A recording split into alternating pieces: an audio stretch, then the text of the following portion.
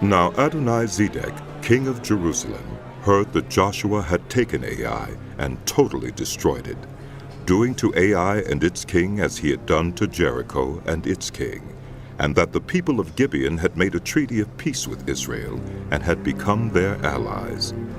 He and his people were very much alarmed at this, because Gibeon was an important city, like one of the royal cities. It was larger than Ai, and all its men were good fighters.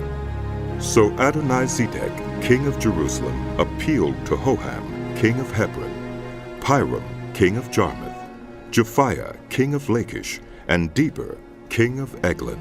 Come up and help me attack Gibeon, because it has made peace with Joshua and the Israelites.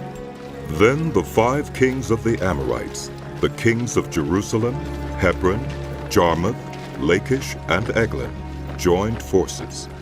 They moved up with all their troops and took up positions against Gibeon and attacked it. The Gibeonites then sent word to Joshua in the camp at Gilgal. Do not abandon your servants. Come up to us quickly and save us.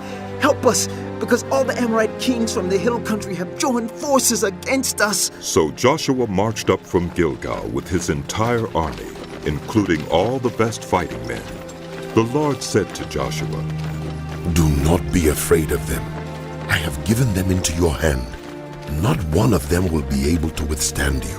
After an all-night march from Gilgal, Joshua took them by surprise. The Lord threw them into confusion before Israel. So Joshua and the Israelites defeated them completely at Gibeon. Israel pursued them along the road going up to Beth-horon and cut them down all the way to Azekah and Makkedah. As they fled before Israel on the road down from Beth-horon to Azekah, the Lord hurled large hailstones down on them, and more of them died from the hail than were killed by the swords of the Israelites. On the day the Lord gave the Amorites over to Israel, Joshua said to the Lord in the presence of Israel, Sun, stand still over Gibeon, and you, moon, over the valley of Ajalon. So the sun stood still, and the moon stopped, till the nation avenged itself on its enemies, as it is written in the book of Jasher. The sun stopped in the middle of the sky and delayed going down about a full day. There has never been a day like it before or since, a day when the Lord listened to a human being. Surely the Lord was fighting for Israel. Then Joshua returned with all Israel to the camp at Gilgal. Now the 5 kings had fled and hidden in the cave at Makkedah.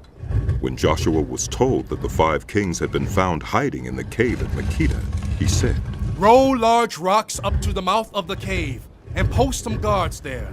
But don't stop. Pursue your enemies. Attack them from the rear and don't let them reach their cities. For the Lord your God has given them into your hand. So Joshua and the Israelites defeated them completely, but a few survivors managed to reach their fortified cities. The whole army then returned safely to Joshua in the camp at Makkedah, and no one uttered a word against the Israelites. Joshua said, Open the mouth of the cave and bring those 5 kings out to me. So they brought the 5 kings out of the cave, the kings of Jerusalem, Hebron, Jarmuth, Lachish, and Eglon. When they had brought these kings to Joshua, he summoned all the men of Israel and said to the army commanders who had come with him, Come here and put your feet on the necks of these kings. So they came forward and placed their feet on their necks. Joshua said to them, Do not be afraid. Do not be discouraged. Be strong and courageous. This is what the Lord will do to all the enemies you are going to fight.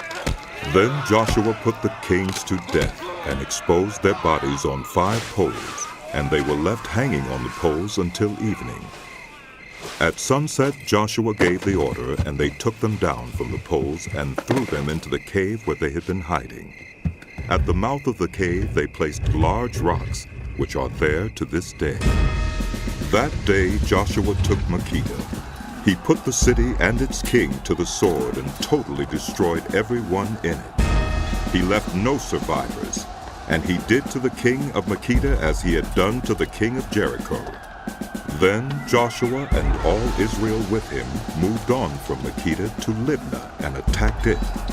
The Lord also gave that city and its king into Israel's hand. The city and everyone in it Joshua put to the sword.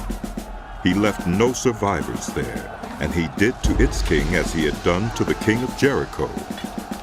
Then Joshua and all Israel with him moved on from Libnah to Lachish. He took up positions against it and attacked it. The Lord gave Lachish into Israel's hands, and Joshua took it on the second day. The city and everyone in it he put to the sword, just as he had done to Libnah. Meanwhile, Horam, king of Gezer, had come up to help Lachish, but Joshua defeated him and his army until no survivors were left. Then Joshua and all Israel with him moved on from Lachish to Eglon. They took up positions against it and attacked it. They captured it that same day and put it to the sword and totally destroyed everyone in it, just as they had done to Lachish. Then Joshua and all Israel with him went up from Eglon to Hebron and attacked it. They took the city and put it to the sword, together with its king, its villages, and everyone in it. They left no survivors, just as at Eglon. They totally destroyed it and everyone in it. Then Joshua and all Israel with him turned around and attacked Debir. They took the city, its king and its villages, and put them to the sword. Everyone in it they totally destroyed. They left no survivors. They did to Debir and its king as they had done to Libnah and its king, and to Hebron. So Joshua subdued the whole region, including the hill country, the Negev, the western foothills, and the mountain slopes, together with all their kings. He left no survivors.